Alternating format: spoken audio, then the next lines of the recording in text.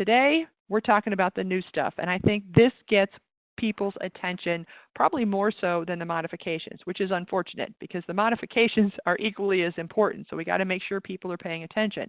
But new items tend to, for lack of a better word, frighten people. I'm already getting the phone calls about, the nurses can't handle these.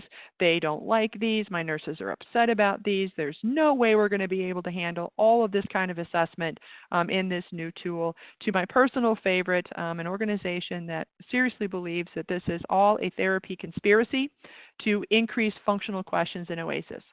Okay, seriously, unless Dee and I missed the meeting, I don't think there was a secret meeting or a not-so-secret meeting of therapists to try to increase functional questions on OASIS, because I can tell you, and you will see a concrete example in this webinar, that these questions, although they sound functional, are not therapy language. They're not therapy questions. They're not things a therapist would naturally think of in terms of the coding guidance for these.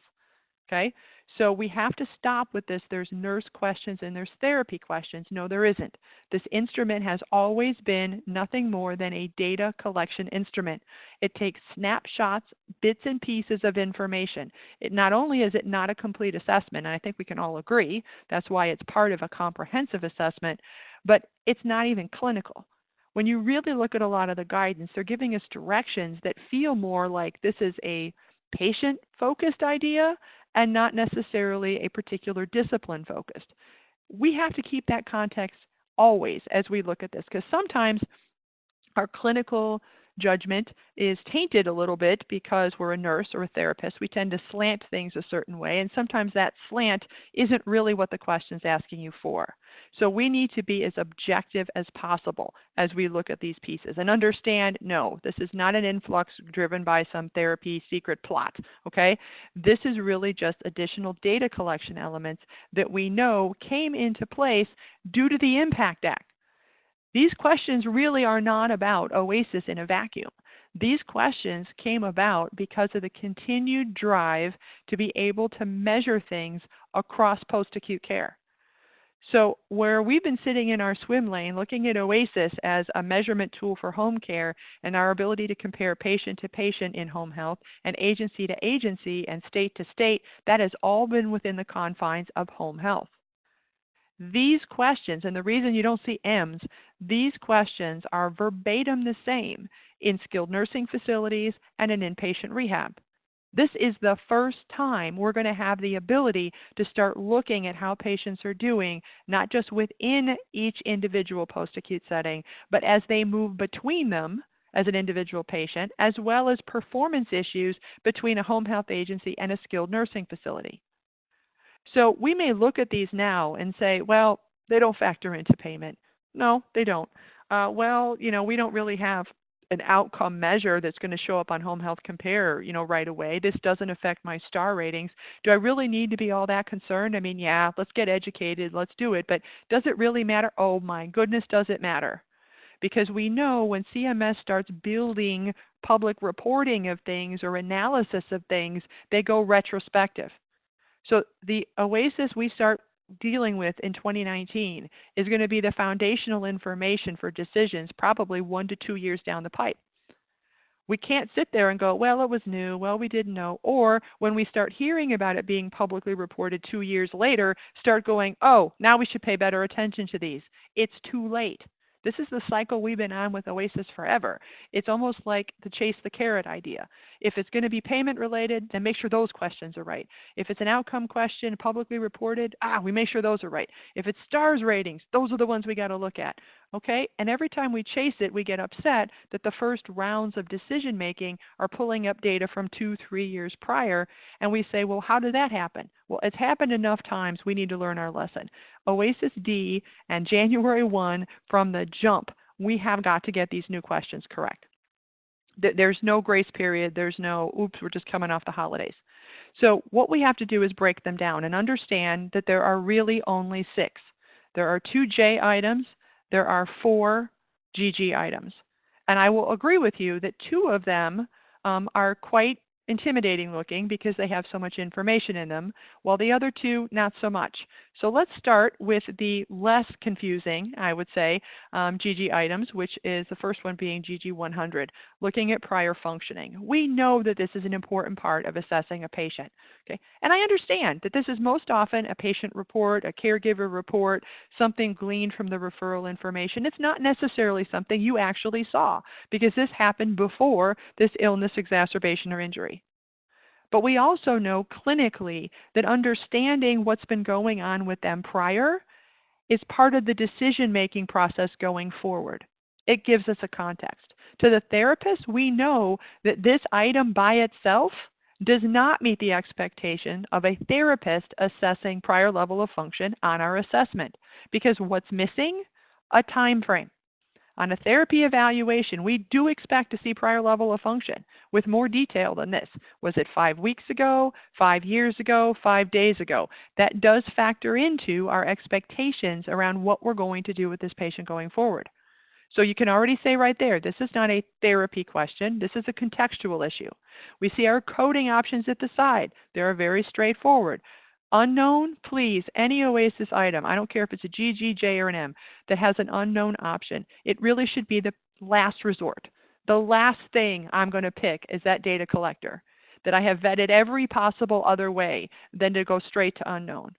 Because unknown does not provide useful information going forward because it's unknown. So what are you supposed to do with it? What about non-applicable? Well, we're talking about activities that occurred prior to this illness, exacerbation, or injury.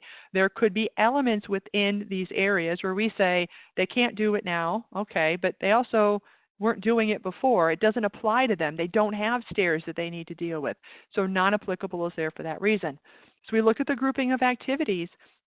We have to make sure we're reading them. Self-care, yeah, I'll give it to you. Self-care is pretty straightforward. This is where you're going to find bathing, dressing, toileting, eating, not ambulation, no ambulations in there, not that mobility element in and of itself, but we know that there are mobility elements to those activities when we think about how people have to do them in their home. So what was their ability then? When we look at mobility, be careful. We're talking specifically about ambulation, and we're talking specifically about indoor ambulation. So you're looking at the patient's need for assistance walking room to room. What's interesting about this first GG question we have in OASIS-D is it reiterates a concept that's consistent throughout these items, which is you're essentially not penalized for the use of equipment. There's no differentiation between independent with equipment or independent without equipment. The equipment is not the deciding factor here. So we don't look at it and say, well, you didn't use anything before, you use a walker now. No, it doesn't matter if a piece of equipment was added. What was their ability? Stairs is different. Stairs does not limit it to indoor. It includes indoor or external stairs as well. So again, we have to look at their environment. I think it's an interesting choice to put the external stairs in here from a home care perspective because we know that although they need to be homebound to qualify, they're not home hostages. Okay, so how they access their home and for that purpose, because we've all sat there on that admission and tried to find out, how did it go when you brought him home? Oh man, we could barely get him up. We start looking at that issue. We need to make sure we capture it here. Now, those feel very comfortable for many of us with respect to prior functioning. I love the addition of row D about functional cognition. I think that practical approach, we start saying, oh my gosh, what's all in here? Attention, alert, and oriented. No. The description talks about the patient's need for assistance with planning regular tasks. And the one that needs to jump out of that box the loudest is remembering to take medication. A lot of time we see concerns about the patient's ability to remember to take their medications over the course of our care. The issue here now through item GG100 is this a new issue for them as a result of or connected to this current illness, exacerbation, or injury? Or were they having problems with this before?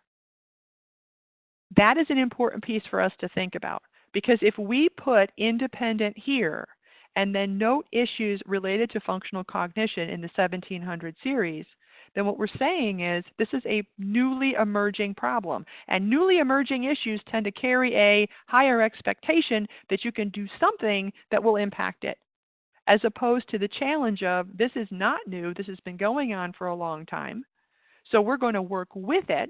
We may not be able to fix it, as it were, but how we're going to provide education and strategies could be very different. So be careful as we bookend it. What am I putting in 1700? If I'm saying there's issues with functional cognition, we have that type of question, or I'm concerned about their ability to remember their medication, I need to determine in 100, is this new or not? Another very straightforward question comes immediately after, GG 110, prior device use. We simply go off the list. Again, prior to this current illness, exacerbation, or injury, did you use any of these things? Well, what have we got? We've got a manual wheelchair, motorized wheelchair or scooter, bam. Mechanical lift. Oh no, what does that mean? It means mechanical lift. It could be a Hoyer lift. It could be a lift to get in and out of the bathtub. It could be a stair lift. It's a lift that is mechanical. Don't overthink it and say, but it didn't give me this and it didn't give me that. Is it mechanical? Is it lifting them? Boom, that's C. Walker. Oh, it just says walker. Yeah, I know. So any kind of walker fits in here. A wheeled walker, a hemi walker. They had it before this illness, exacerbation, or injury. That's where it goes. Okay, but there's one that's missing. What do I do with a cane? I mean, the patient was using a cane prior to this illness. If that's what you're finding, the response here is Z, none of the above. Yeah, but, oh, don't even start exacerbating your GERD. Let it go. Following the directions indicates that a cane is not being tracked in this question. It is a data collection instrument. It's not a we care about these and oh no, people are being mean to people who use canes. Oh, stop. Let's stop adding all the goofy extras to it. Data collection. Cane is not listed. Cane puts me in none of the above. So we're already halfway through the GGs, and two of these just immediately move to the side. They're straightforward. We have directions. We know what to do. Now, when we get to the two big ones, the issue of self-care and mobility, before we kind of start hyperventilating at all about all of those questions and all of that stuff, and I don't have time, okay, hold on. What is a beautiful thing about those two GG questions is the scoring guide, the coding information, is identical for both, which means if I master that guide, then all I'm dealing with is applying it to certain tasks. I'm not having to learn a new scoring guide for every single question. Look at what happens in the M items. For some items, we have 4 answers. For other items, we have 6 answers. Then we have these other answers. And every time we got to figure out, okay, wait, which one goes with which? Oh, GG doesn't do it. I think that's a great thing. So once we learn what those different codes mean and what they represent, then it simply becomes an issue of what task are we talking about. So when we look at assessing performance assessment, starting over at the left, they want this to be done based on observation. That's preferred, but it's not the only way to do it. It's reports from the patient, from clinicians, from care staff, from family. I'm going to let you in on a secret if you're not a therapist. Come on, I'm sorry, therapist. I just got to give it up. On a therapy evaluation, the therapist is not having the patient demonstrate every single functional activity that this patient would have to do. We are not live demoing every single thing. Do you honestly think on an occupational therapy evaluation, they're having the patient take a shower, get dressed, make a sandwich, do some housekeeping, throw in a load of laundry? No, they're not. So how are we assessing? How we all should be assessing. It's a combination of observation as well as report, as well as clinical judgment. Because if I'm looking at this patient who cannot get out of that chair without significant help, is definitely unsteady when they first come to standing, is holding onto that walker with both hands appropriately because they absolutely need to do that, then do you think they should be trying to run around and pick stuff up off the floor? Can I use my concern about this activity to address issues in other activities? Can I take a fall risk assessment and say you've been deemed at risk for falls by this tool? Therefore, based on that fall risk, I have concerns about your ability to do things. Yes, you can. The reason it reiterates observation is you cannot go solely by patient report. Why? Patients are prone to tell you things that are not necessarily true, because they don't want you to put them in a nursing home. They don't want you to tell the doctor, and they absolutely don't want you to tell the daughter. So yeah, if I have a wound, I want you to look at it. You know, if I need an IV hookup, by all means, go for it. But if you're asking me how I dress, how I bathe, I'm going to tend to downplay that issue because either I don't want you to rat me out or I'm embarrassed by certain things, so I'm going to tell you a level of ability that's probably better than real. That's the reason that stresses the observation. We need to be looking at our patient and making good decisions about this.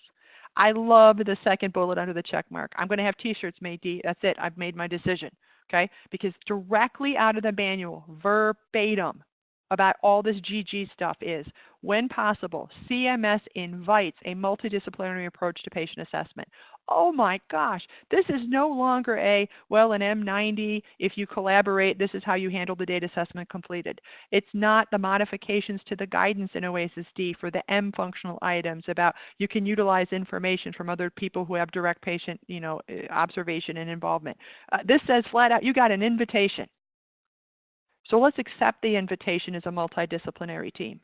Let's recognize that the expectation has not been that the person who's the assessing clinician is supposed to figure out everything all by themselves in 90 minutes.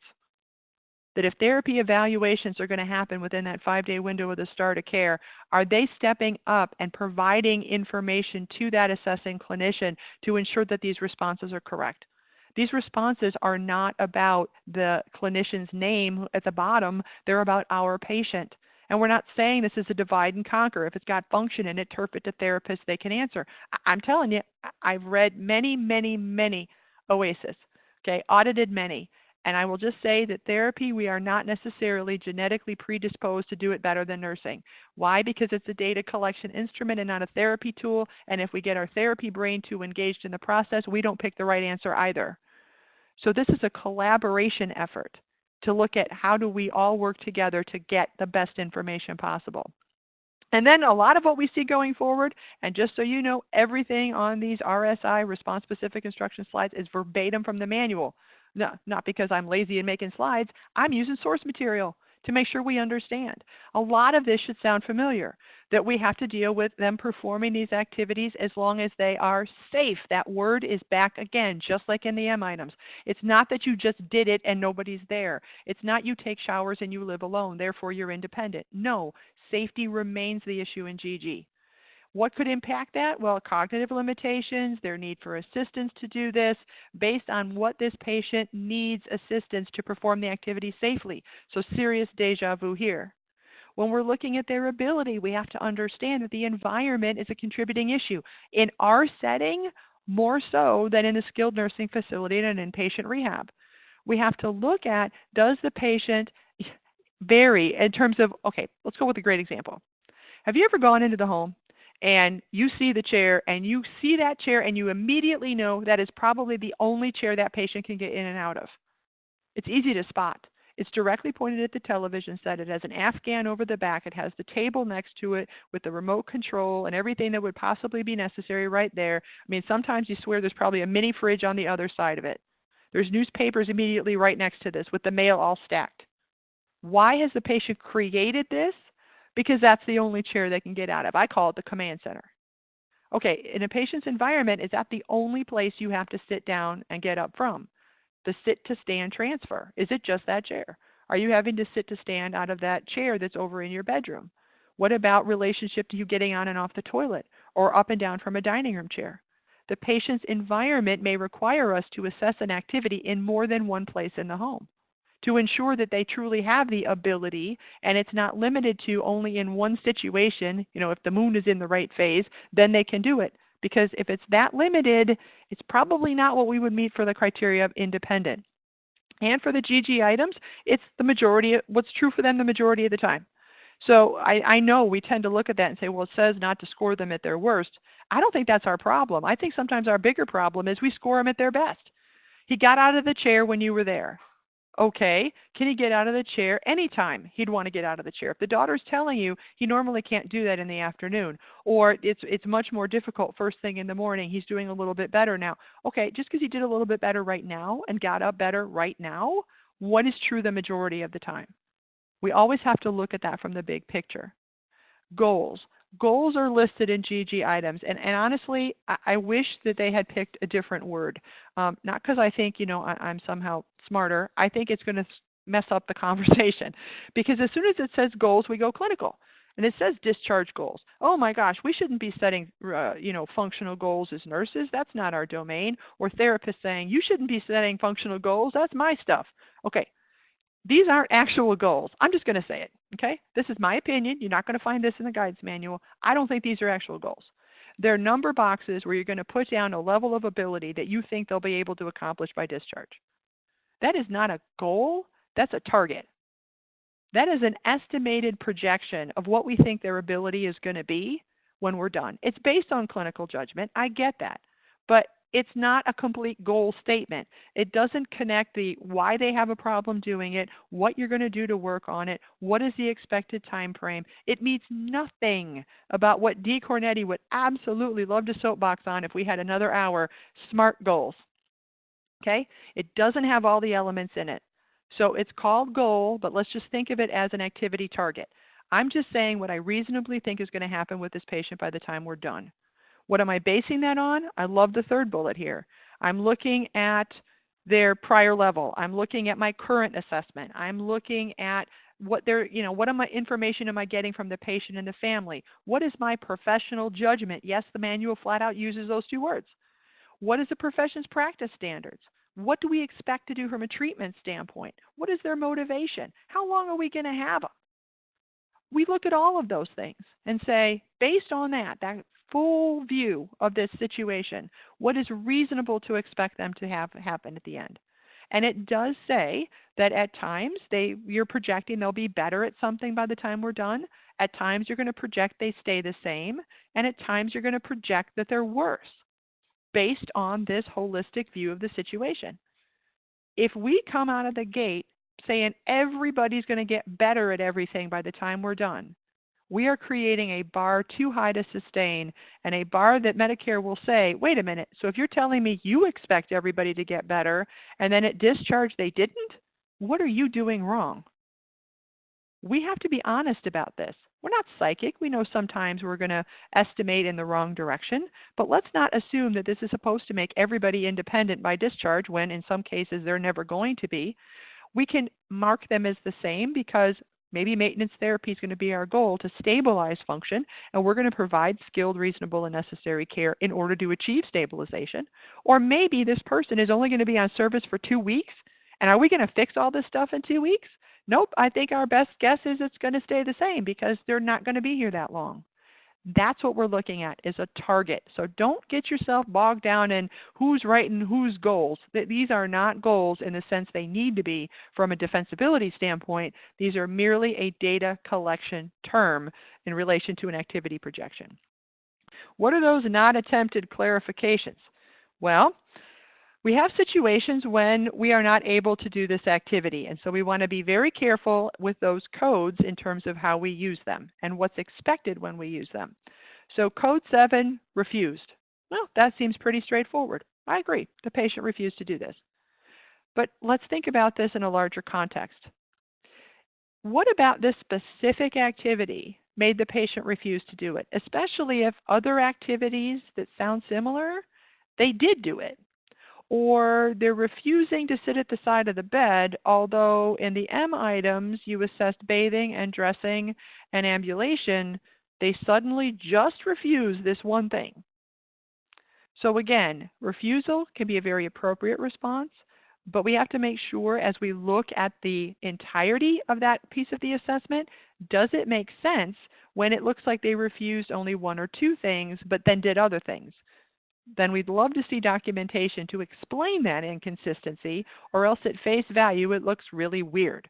And we want to make sure that we explain it as appropriate. Code 10, this is a specific code added because if you look at GG170C in the C2 version, we didn't have it.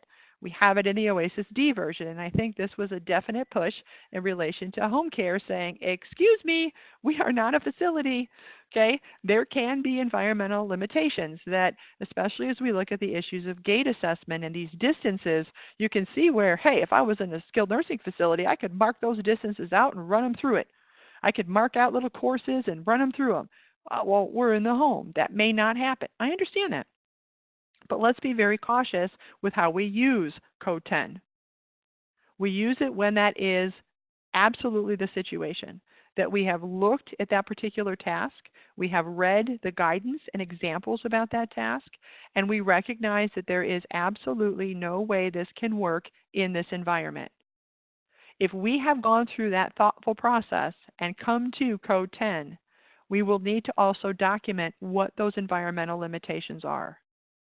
And again, looking at consistency, if there's Code 10 on some of these and then other activities do indicate a level of ability that doesn't seem to make sense, if the environment stopped you here, then how are they doing that? Documentation is going to be key in clarifying some of that. We have to be careful on the home care side, though, that we don't choose Code 10 as just our favorite answer because, there's just not enough room here, Code 10.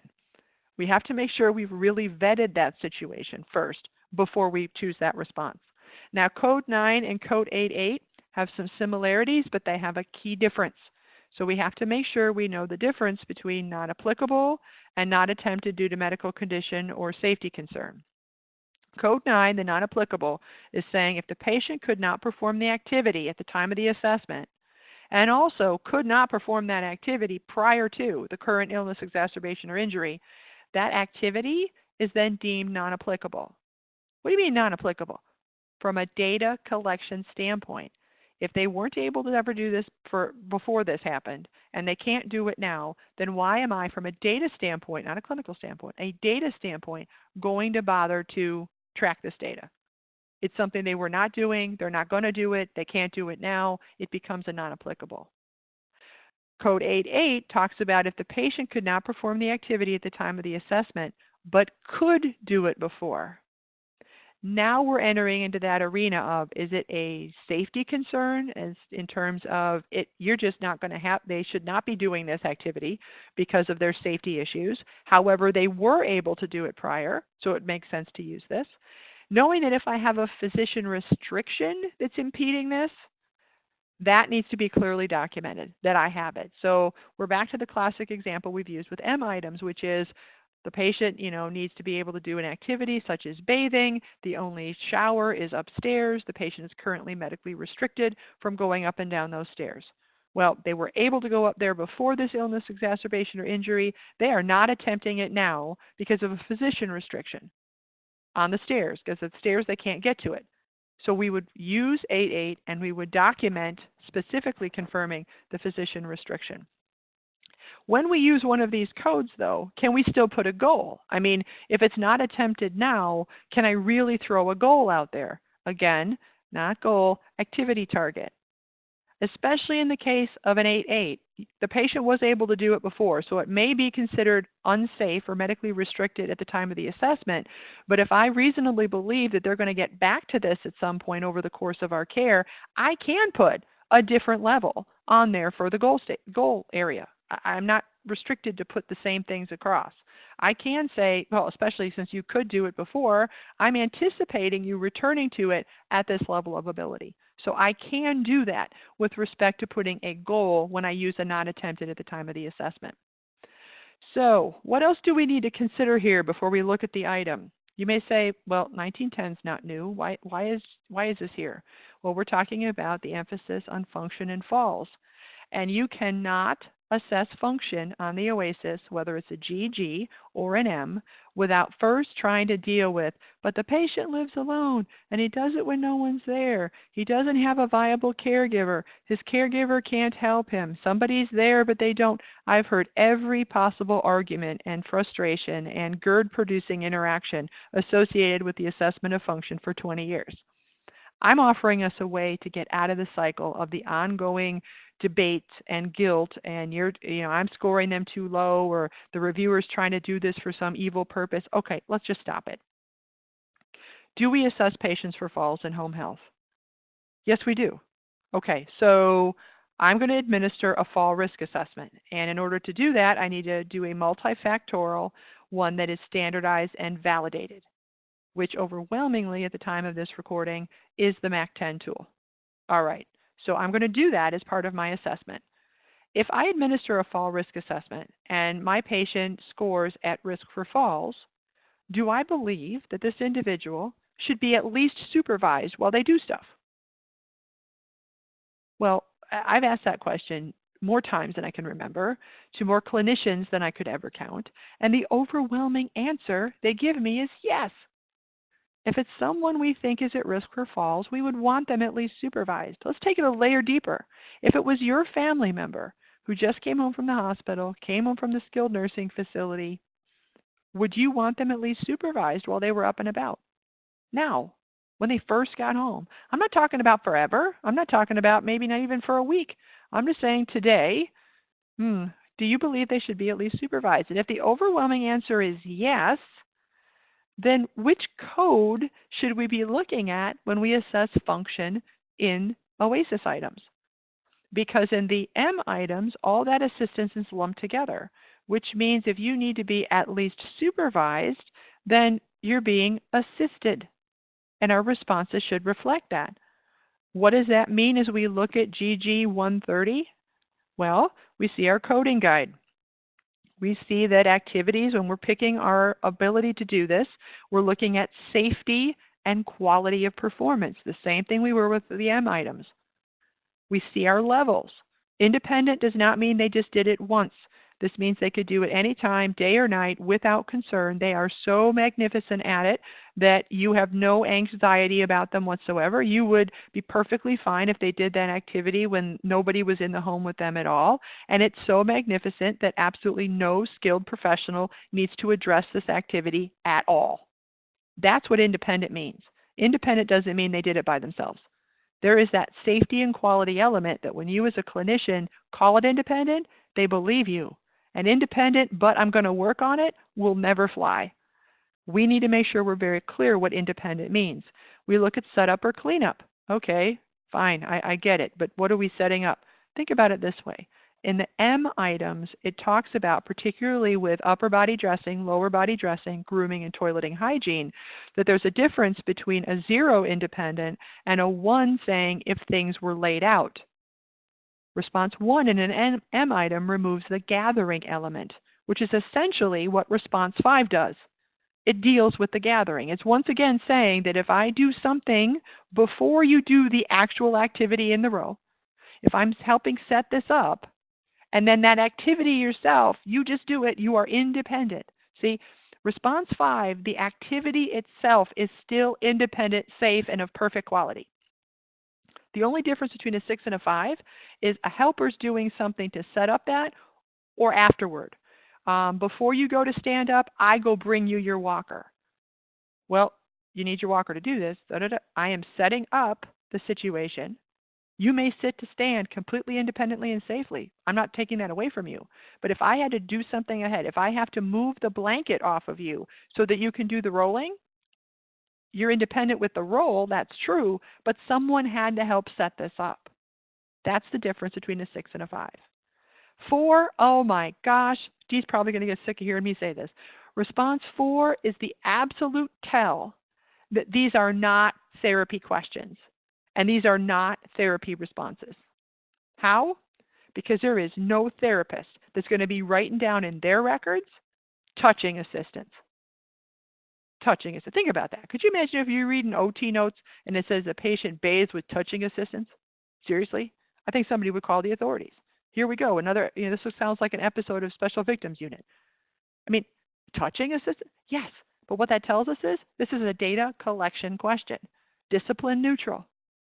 So I have to learn what this response means.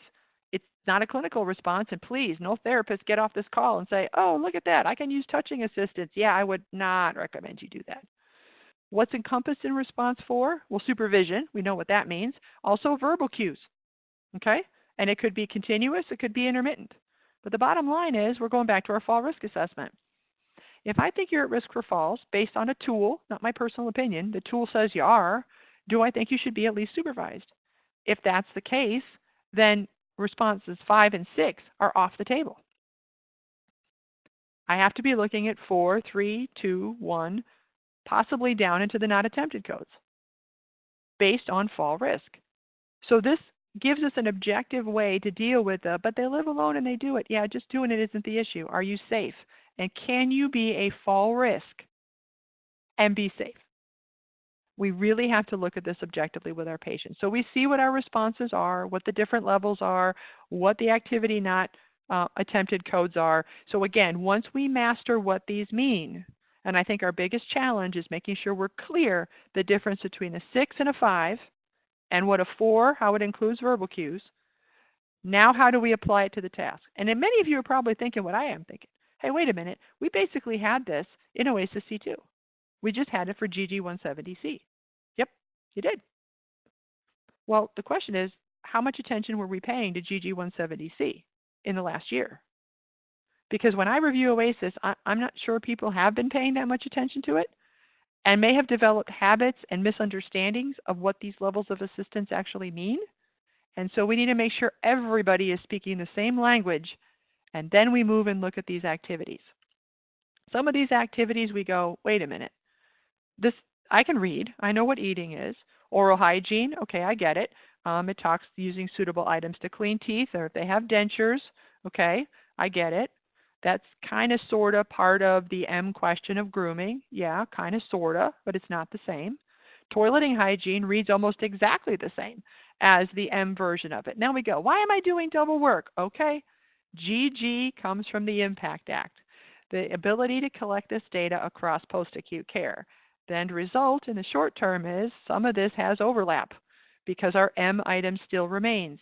We'll see what happens with OASIS as this continues to evolve, but no point in being angry. It is what it is. As you can imagine, though, your response options are different for toileting hygiene in the G version than they are in the M version. So you can be more specific about that level of assistance than maybe you could be in the M version. When you look at shower or bathe self, it excludes the transfer. In the M version, bathing includes the transfer. Again, there is no point in being frustrated. It just wastes time. It is what it is. I need to make sure I know what task I'm looking at, that I'm considering fall risk, I'm considering their safety, and I'm saying, all right, you failed my fall risk assessment. I don't really like how you're maneuvering around. You're complaining of pain and fatigue and all these other things.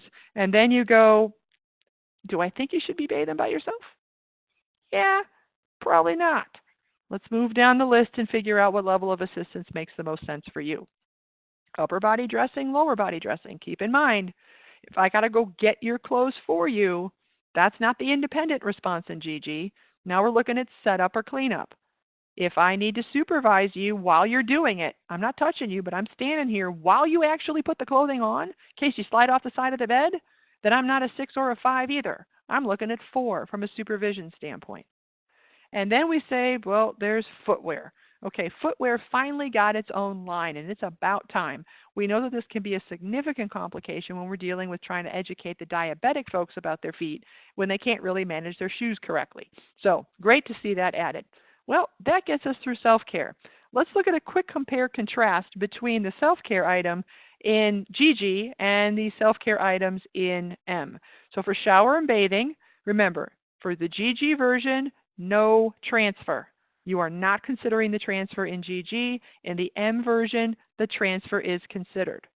For upper body, lower body, for grooming / oral hygiene, because that's where the overlap is, keep in mind that if we're thinking an M version of 1, which is saying they had to have things laid out for them, the equivalent GG is 5.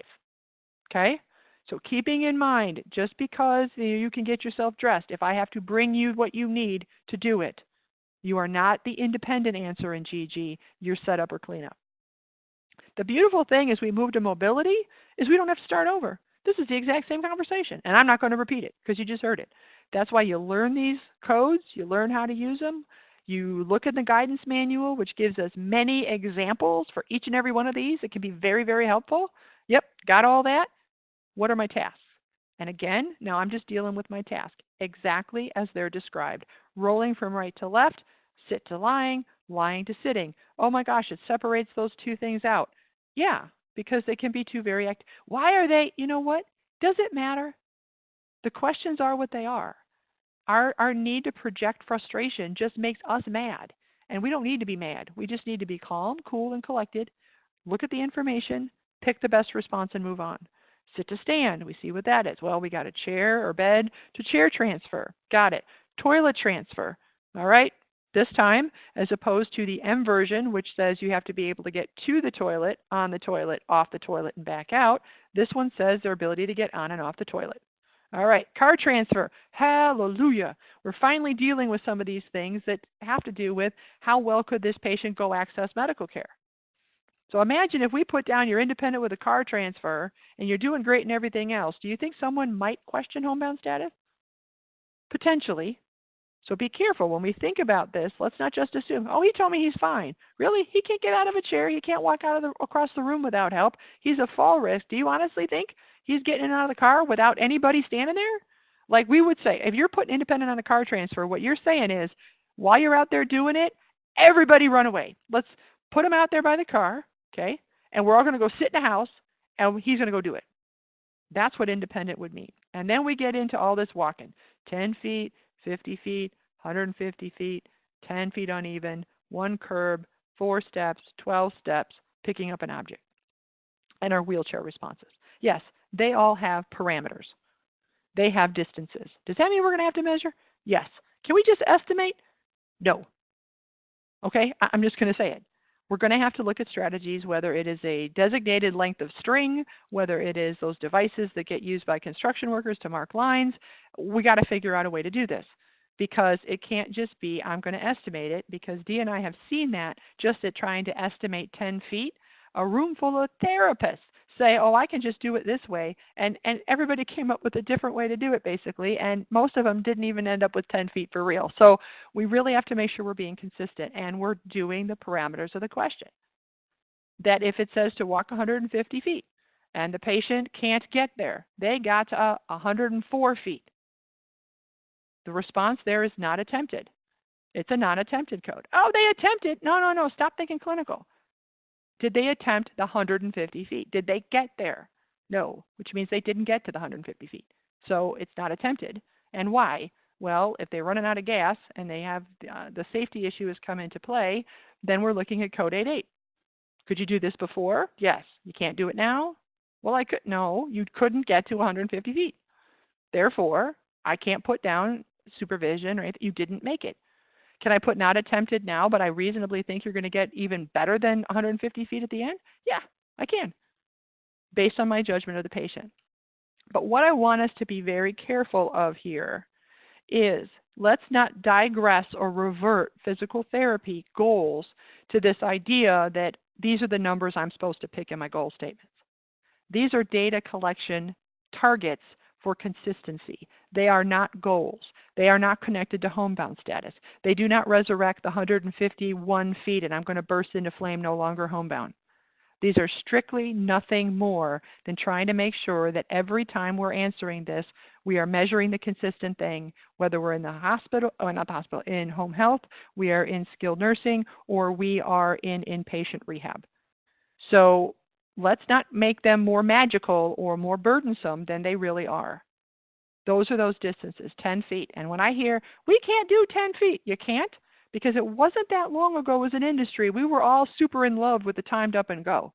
And the timed up and go is a 10-foot distance. So if we could do the tug, we can minimally do the 10-foot one. 50 feet with 2 turns. Well, they don't have to be in the same direction. They can be in different directions. Is that functional to look at in the home? Yeah, because they're usually trying to go into another room down a hallway. Not necessarily unreasonable.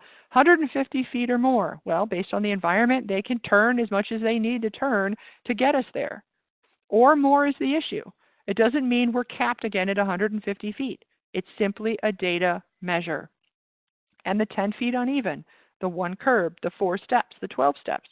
Again, this angst about why is it there and I don't like it and the homes are all different and I'm just going to put everybody's an environmental limitation. Yeah, not necessarily.